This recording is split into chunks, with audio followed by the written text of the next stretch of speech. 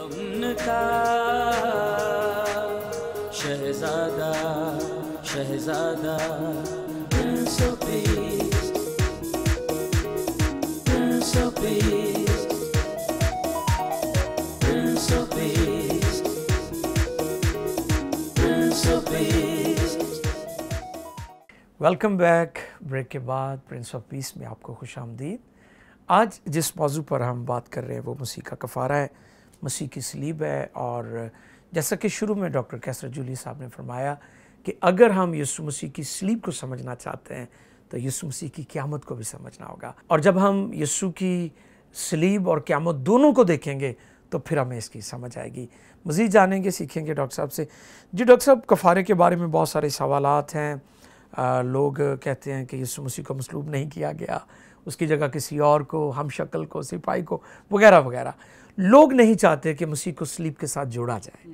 और यहाँ तक कि आप देखें उनके शागिर्द भी जो थे वो भी इमोशनल हो गए। जैसे पतरस को हम देखते हैं कि उसने तलवार निकाली, वो बड़ा जज्बाती था इस हवाले से कि मेरे खुदावंद को, मेरे आका को कोई मुझसे जुदा ना करे। ये ऐसी मौत जो हम समझते हैं या दुनिया समझती है कि अजियतनाक है, अलमनाक है, शर्मिंदगी वाली मौत है, तो उसके साथ ना जोड़ा जाए। तो इस हवाले से नाज़रीन तक आप प्लीज़ ये पैगाम और ये बात पहुंचाएं ताकि वो सीख सकें। जी ख़ासकर हम पालूस को अगर देखें, वो ख़ुद यहूदी है जी, ठीक है। वो सारे यहूदी तालीम से वो पूरे तौर पर आशना था, उसको अंडरस्टैंडिंग थी क्या इन सारी चीज़ों की। और वो इस सारे कॉन्टेक्स्ट में जब वो कहता है कि मैं यीशु मसीह बल्कि मसीह मसलूब के सिवा और कुछ ना जानूंगा। हाँ जी, बिल्कुल बिल्कुल। तो फिर वो कहता है कि मैं मसीह से शर्माता नहीं हूँ, मसीह मसलूब। तो वो कैसे इस चीज़ पर जो है वो बाद में जो है वो मुतमईन हो जाता है कि अब मसीह की सलीब जो है वो शर्मिंदगी का बायस नहीं है बल्कि वो बरकत का बायस है। क्योंकि अगर हम इस्तिस्ना की किताब में देखें तो यकीनन ओल्ड टेस्टामेंट 25वें बाब में ये वाज़ह है कि जो लकड़ी पर लटकाया गया वो लानती है। तो इस एतबार से वो इस बड़ी शर्मनाक मौत समझी जाती थी। शर्मनाक मौत थी, तो उनके लिए इसको एक्सेप्ट करना भी काफ़ी मुश्किल था। लेकिन वो इस चीज़ को समझाता है थियोलॉजिकली कि ये लकड़ी पर लटकाया जाना जो है ये वो अपने गुनाहों के लिए नहीं बल्कि हमारे गुनाहों के लिए। और उसने ये कफ़ारा वॉलंटरली जो है वो दिया, उसको किसी ने जाके पुश नहीं किया जी जी जी, बल्कि उसको जो है वो खुद उसने अपने आप को। हम ये भी कह सकते हैं कि सलीब का जो प्लान है वो आसमान पर बना, क्योंकि ये मतलब कोई हादसा नहीं है, इत्तेफाक नहीं है। अंबिया ने, नबियों ने पेशन गोइयाँ की थी इस हवाले से।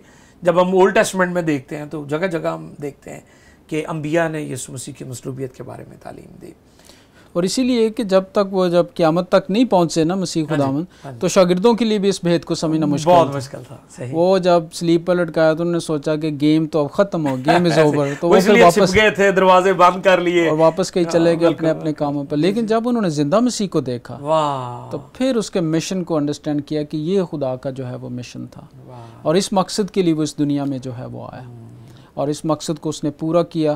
तो इसलिए जब भी मैं कभी कफ़ारे को ख़ुद समझना चाहूँ या किसी की मदद करना, तो मैं कहता हूँ इन दोनों चीज़ों को लहदा नहीं करना, मसीह की सलीब और उसका कफ़ारा जो है। तो इसलिए मसीह के लटकने की वजह से ये सलीब, कभी कभी लोग हमें कहते हैं ये आप निशान क्यों बनाते हैं? क्योंकि इस पर तो मसीह को लटकाया गया, तो ये बड़ी अजियतनाक और यकीनन अपने वक्त की ये बड़ी ही लानती और बड़ी खौफनाक किस्म की मौत थी। लेकिन हम ये समझते हैं कि इस पर जो लटका उसने अपने लटकने के वसीले से इसको बाबरकत बना दिया, क्योंकि इसके वसीले से हमारी निजात है। यीशु मसीह ने खुद भी फरमाया था कि जिस तरह मूसा ने शाम को बल्ली पर लटकाया था, इब्ने आदम भी जरूर है ऊंचे पर चढ़ाया जाए। तो बिल्कुल। अच्छा, कई लोग जैसे हम देखते हैं कि कुछ ऐसी कल्ट्स भी हैं, बिदात भी हैं जो सलीब की मसलूबियत की मुखालफत करती हैं कि जी आप क्यों इतना इसको हाईलाइट करते हैं। इस हवाले से भी ज़रा मज़ीद। इस हवाले से मेरा जो एक बड़ा आर्गूमेंट है, जो दलील इसकी हो सकती है कि अब अगर आप चारों अनाजील को पढ़ें, हाँ जी, तो वो खुदावंद यीशु मसीह की ज़िंदगी के बारे में, उसके मोजज़ात, उसकी तालीम और उसकी मौत और उसकी क़यामत के बारे में ज़िक्र करती है। अब चारों ही अंजीली बयानात के जो मुसन्निफ़ीन हैं उन्होंने एक अपना फोकस मसीह को पेश करने का रखा है। कुछ चीज़ें कहते हैं जी ये किसी में ज़्यादा मौजज़ात है मसीह में, और किसी में ज़्यादा तमसीलात हैं, किसी में खुदावंद यीशु मसीह की पैदाइश जैसे मरकस में मसीह की पैदाइश का जिक्र नहीं है, यूहन्ना में मसीह की पैदाइश का जिक्र नहीं है, और मत्ती और लूका बयान करते हैं। लेकिन आप देखें कि चारों अंजीली बयानात ने मसीह की मौत को स्किप नहीं किया, वाह प्रेज़ गॉड, उसकी सलीब को नहीं ज़्यादा किया, और ना उसकी क़यामत को, चारों ने बयान किया। तो इसका मतलब फोकस है, उनका मेन फोकस जो है मसीह की क़यामत है कि वो मसीह मसलूब को और ज़िंदा मसीह को पेश करें। नहीं तो अगर वो उनके लिए इतना ना ज़रूरी हो तो खुदावंद के और कुछ बातें बताते और इस चीज़ को स्किप कर जाते। और इसीलिए यही एक मुआजना हो सकता है जाली अंजील में और असली अंजील में। जाली अंजीलें बहुत सारी बात में बनी है, और उनमें देखें को बदनाम करने के लिए लोगों ने, और उनमें और इन अंजीलों में फ़र्क यही है कि उन्होंने मसीह की सलीब को फोकस नहीं किया। लेकिन ये चारों अंजीली बयानात जो हैं ये पूरे तौर पर मसीह की सलीब और उसकी क़यामत को चारों ने ही फोकस किया, किसी ने स्किप नहीं किया।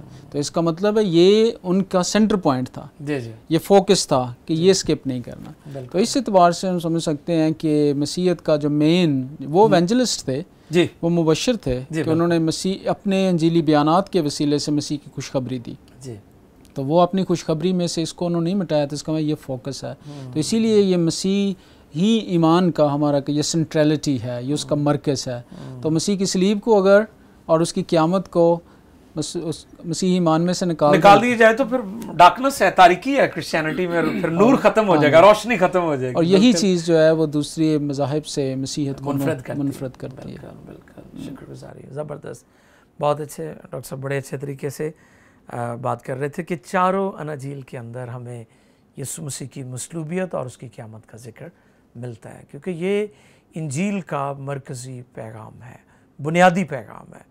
और हम शुक्रगुजारी करते हैं इस बात के लिए कि नस्ल इंसानी का कफ़ारा दिया गया बेटे के वसीला से, उसने अपनी जान देकर हमें छुड़ाया, बचाया। और कलाम इसलिए फरमाता है कि तुम कीमत से ख़रीदे गए हो, दाम हमारा अदा कर दिया गया है और हमें ख़रीद लिया गया।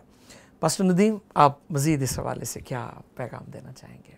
ये कि कफ़ारे में कवर करने का भी जो है वो एक कॉन्सेप्ट जो है वो पाया जाता है, ढांकने का। हाँ जी, बिल्कुल। और अगर हम देखें तो यीशु मसीह ने जो कफ़ारा दिया है हमारा, वो हमारे जो गुनाह है माजी के, यीशु मसीह में आने से जो पहले के जो हमारे गुनाह हैं उनको कवर अप करता है, उनको ढांकता है।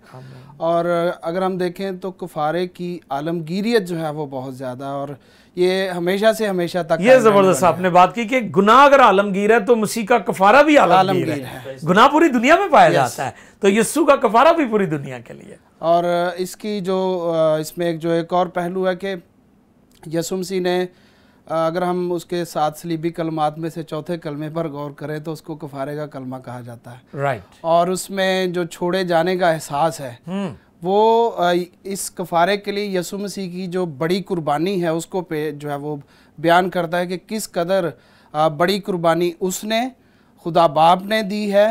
और ये जो है वो हम इस बात का जो है वो एहसास देखते हैं, और वो उसमें जो छोड़े जाने का कॉन्सेप्ट है जी। तो ये कफ़ारा जो है वो हमें भी जो है वो माहिल करता है कि कुछ हम जो है वो छोड़ें, हमारे ऊपर कुछ जिम्मेदारियां भी आयद करता है। बिल्कुल। और यानी जब हम मसीह में आ जाते हैं तो उसके बाद हमारी कुछ जिम्मेदारियां जो हमें निभानी है। तो इसको एक तो ये कि अपनी जो आदात हैं जो बार बार हम जो है वो जिसके बाइस से हम जो उठाते हैं या बगावत करते हैं, तो हम उनको जो है वो छोड़ें। और उनको छोड़ने में मसीह का कफ़ारा ही हमारी मदद करता है। बिल्कुल। और ये जो है वो खुदा के पाकरू के वसीले से हम जो है वो तकदीस के अमल में से गुजरते हुए जो है वो इस तरफ जो है वो जाते हैं कि मसीह की सूरत पर ढलते जाएं। और एक और जो बड़ी बात है वो एक छोटा सा चैलेंज हो सकता है हमारे लिए, हम सब के लिए, वो ये कि पतरस के ख़त में ही जो है वो चौथे बाब में जो है वो हमें एक बात मिलती है कि चौथे बाब की 8वीं आयत है, सबसे बढ़कर ये कि आपस में बड़ी मोहब्बत रखो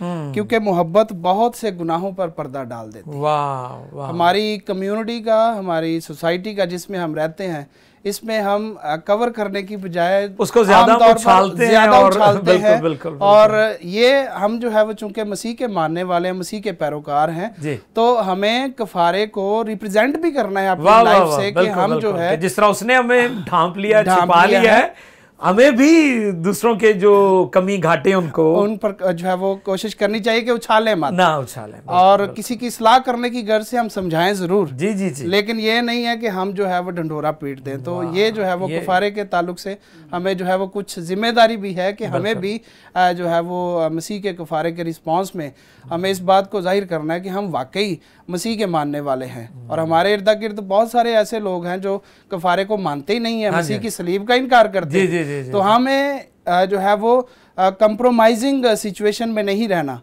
हमें जो है वो इस बात को जो है वो याद रखना है कि हमें मसीह की सलीब और मसीह की क़यामत इन दोनों को इकट्ठे लेके चलना है, और यही हमारे ईमान की बुनियाद है। आमीन आमीन। Thank you pastor Nadeem ji. Pastor Naeem, Majeed आप नाज़रीन तक क्या पैगाम देना चाहते हैं? मैं डॉक्टर साहब बताना चाहता हूँ कि हम मसीहों के लिए सलीब जो है, ये जैसे कि पुराने ज़माने में बहुत अनवा अक़साम की सलीबें थीं, जमा के निशान की थी और ज़रब के निशान की थी और फिर दरख्त की सूरत में थी।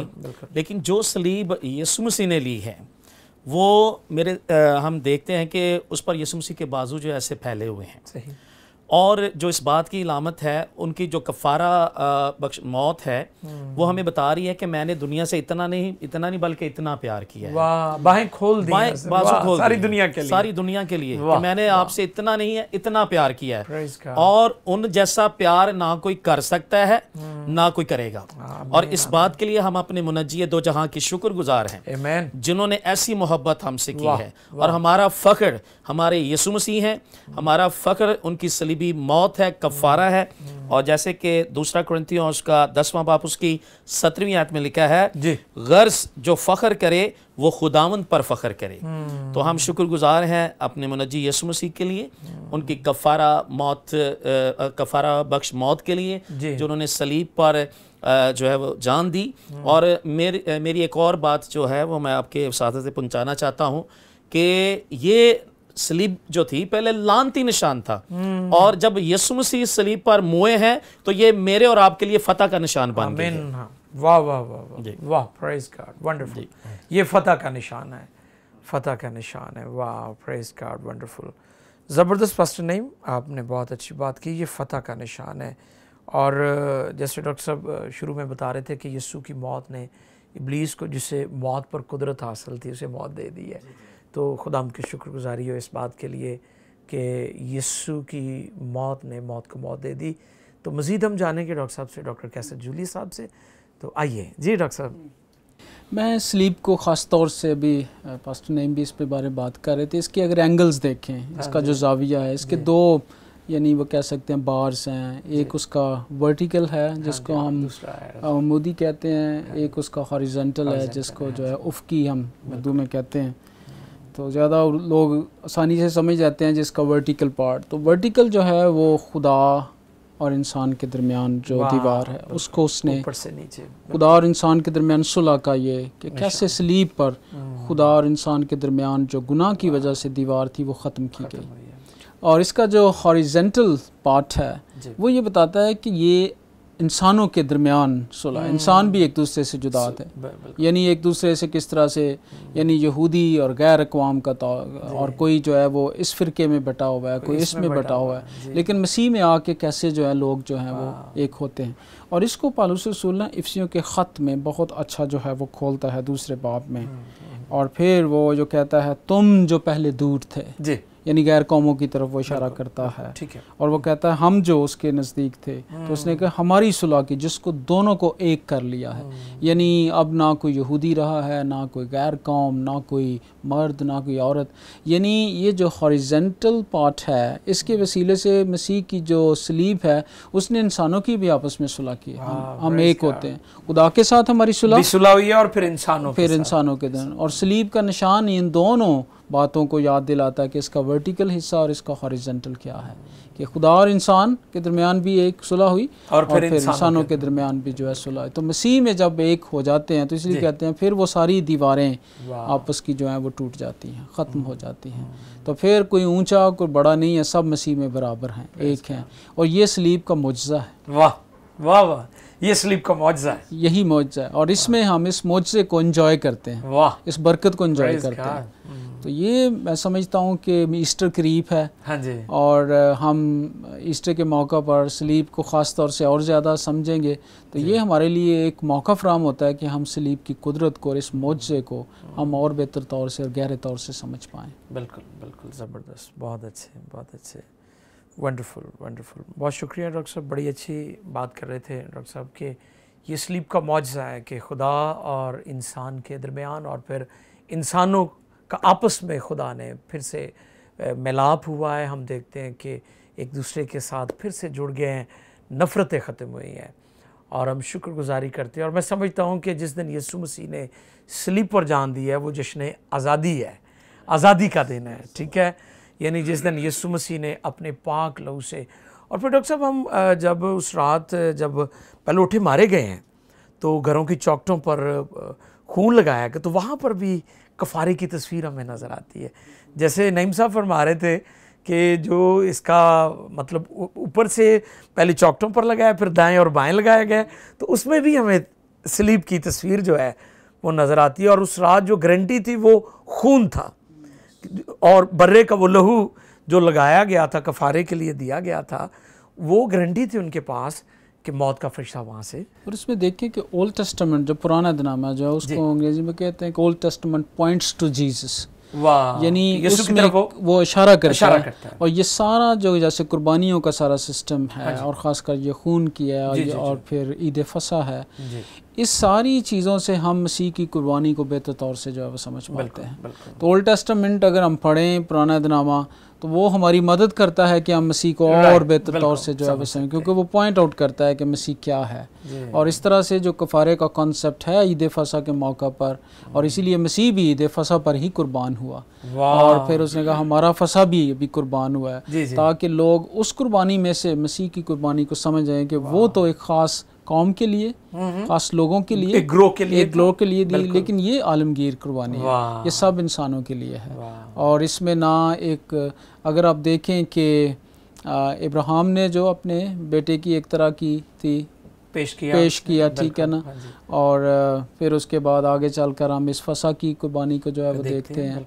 तो फिर इसमें जो है ये कॉन्सेप्ट फिर आगे कैसे एक्सपेंड करता हुआ हमें नज़र आता है। और फिर हम आगे मसीह में उस आलमगीर कुर्बानी को देखते हैं जो सब इंसानों के लिए जो है वो दी गई, तो किसी एक कौम के लिए नहीं है बल्कि सारी दुनिया के लिए। और इसीलिए ये खुशखबरी है और ईस्टर जो है वो हमारे लिए मौका है कि हम इस खुशखबरी के पैगाम को दूसरों तक पहुंचा सकें। लेकिन कैसे पहुंचाएं? जी। अगर हम इसको खुद, हमें इसका पता नहीं है, अंदाज़ा नहीं है, और ना सिर्फ ये कि हम इसको थ्योरेटिकली बताएं, बिल्कुल प्रैक्टिकली भी हम इसको बताएं। जिस तरह नदीम साहब फरमा रहे थे कि हमें कफ़ारा जो है उसको एक तो हम उस पर ईमान लाए और उस खुदा ने हमें ढांप लिया।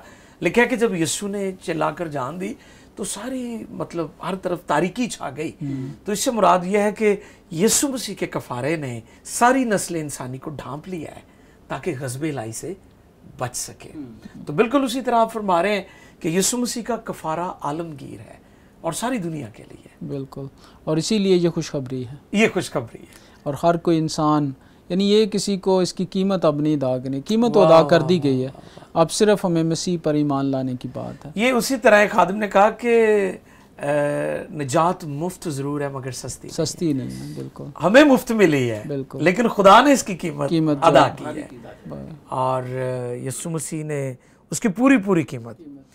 डॉक्टर साहब, जब यीशु मसीह ने फरमाया कि तमाम हुआ, इससे मुराद के पूरी कीमत, अब कई लोग अपने आप को आज भी अजियत देते हैं या निजात बजरिया अमाल या अच्छे काम वगैरह, इस पर थोड़ी सी रोशनी डाल दें। क्योंकि अब देखिए कि ये जो मर्सिए का कॉन्सेप्ट है ये अपने आप को दुख देने का है, क्योंकि हमारे लिए जो मसीह की सलीब है उस वक्त लोगों को लगता है कि बड़ी दुखी मौत है, लेकिन फिर अगर जब हम मसीह की क़यामत के साथ देखें तो वो एकदम से सेलिब्रेशन बन जाती है। मसीह की मौत और मसीह कब्र में कितनी देर, बहुत थोड़े वक्त के लिए जो है मौत उसको रख सकी, लेकिन उसके साथ ही एक बहुत बड़ी जो है वो गवाही और जिंदा बड़ी कुदरत के साथ मुर्दों में से जी उठा है। तो इसलिए फिर हमारे लिए अब सलीब जो है मसीह की वो रोने की बात नहीं है, जी बिल्कुल, बल्कि वो शुक्रगुजारी की मजीद और आप कर दें, क्योंकि मैंने कई लोगों को देखा है कि बिलखसूस ईस्टर के अयाम में वो बहुत ज़्यादा मातम वाली उनकी हालत होती है। हाँ जी। तो इस पर थोड़ा सा फरमा दें। बस यही है कि ये चूँकि इसके साथ मसीह की जो क़यामत है हाँ जी, वो हमें सेलिब्रेशन की तरफ जो है वो लेके जाए। सेलिब्रेशन का मतलब हम शुक्रगुजारी करें इसकी अपने दिल से कि कितनी बड़ी कीमत खुदा ने हमारे लिए जो है वो दी। उसके अपने गुनाहों के लिए वो गुनाह से नावाकिफ़ था, वो बेगुनाह था, लेकिन हमारे लिए वो सलीब पर जो है वो गुनाहों लेकर चढ़ गया। तो उसने जब हमारी कीमत अदा की है तो हम इस बात के लिए शुक्रगुजारी करें कि उसने मेरे गुनाहों के लिए अपनी जान दी है। तो अब मैं बल्कि उसके लिए मातम नहीं करता बल्कि शुक्रगुजारी करता और खुशी जो इसको तजर्बा करते हैं वो एंजॉय करते हैं मसीह खुदावंद की। और यकीनन डॉक्टर साहब अगर यीशु मसीह कब्र में रहते तो फिर शायद हम मातम करते। लेकिन खुदा का शुक्र है कि यीशु मसीह मुर्दों में से जी उठे। खुदा के शुक्र। थैंक यू डॉक्टर साहब, आप तशरीफ लाए, मैं शुक्रगुजार हूँ। पास्टर नदीम आपका भी, पास्टर नईम आपका भी, डॉक्टर साहब आपका भी। नाज़रीन, उम्मीद करते हैं कि इस प्रोग्राम के वसीला से आपको बरकत मिली है और बहुत सारे आपके सवालों का जवाब भी आपको मिल गया है। यीशु मसीह की सलीब को उस वक्त आप समझेंगे जब आप यीशु की क़यामत को जान लेंगे। आइए झुकें, खुदावंद के हुज़ूर अपने आप को पेश करें। कफ़ारे की कुदरत ज़िंदगियों में अजीब काम करती है। गुनहगार बच जाते हैं, बीमार चंगे होते हैं। सलीब पर दो तरह से काम हुआ, उसके मार खाने से तो हमें शिफा मिली और उसके लहू बहाने से हमें निजात मिली। आइए दुआ करें। हमारे आसमानी बाप, आज हमने कफ़ारे की कुदरत पर बात की है और जिस तरह कि हमने सीखा कि यीशु की मसलूबियत और उसकी क़यामत ये एक बहुत बड़ा पैगाम है। ए खुदाम, दुनिया और कौमों के लिए खुशी की खबर है कि खुदा ने नस्ल इंसानी के कफ़ारे का खुद ही बंदोबस्त किया। जिस तरह मुकद्दस कलाम फरमाता है, मोहब्बत इसमें नहीं कि हमने उससे मोहब्बत की, मोहब्बत इसमें है कि उसने हमसे मोहब्बत की और हमारे गुनाहों के कफ़ारा के लिए अपने बेटे को भेजा। ए खुदा, अपने बेटे यीशु के कफ़ारे की समझ दे, ये भेद हम पर आश्कार फरमा और हमें तौफीक दे हम इसको जानें, समझें और दुनिया में इसका प्रचार करें। और जो बीमार, लाचार, कमज़ोर हैं, गुनहगार हैं, उनकी ज़िंदगी में निजात और शिफा के मौजज़े कर, ताकि लोग यीशु को जाने और कबूल करें। सारा जलाल, सारी बुजुर्गी तेरे पाक नाम को मिले, खुदावंद यीशु के नाम में, आमीन। जी नाज़रीन, हम आपके शुक्रगुजार हैं। स्क्रीन पर हमारे नंबर्स मौजूद हैं। अपना फीडबैक हमें दे सकते हैं, अपनी दुआ या दरख्वास्त के लिए हमें कॉल कर सकते हैं। God bless you all. Prince of Peace, Prince of Peace.